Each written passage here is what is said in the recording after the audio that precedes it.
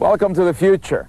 Diversity is all around us, especially in the workforce of corporate America, and we must embrace that diversity.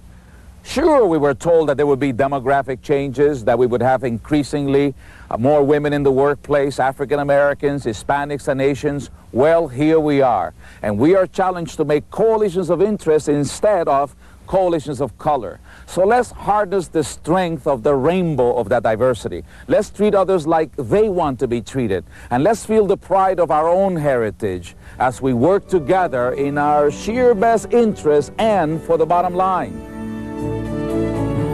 In order for me to introduce myself more effectively, let me put into context the accent that you're listening to. My accent comes out of an interesting reality. I was born in Harlem in New York City back in 1941.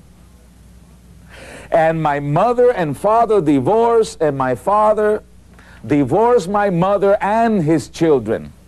My mother did not know what to do, so she took me back to her native Puerto Rico. So I grew up there in the mountain coffee bean region of Puerto Rico. When I was 10 years of age, my mother wrote to my grandfather, and I returned to the United States of America knowing only Spanish, and the Spanish of the hills of Puerto Rico. And my teachers looked at my generation and said, "Speak English," and we said, "Sí." And they said, "Forget Spanish," and we said, "Okay." And before we learned English, we forgot Spanish, and soon we were illiterate in 2 languages. And so it was that when my teachers told me to forget, and I enter into that interpretation of what needed to happen, I forgot. I separated myself from the language of my heritage.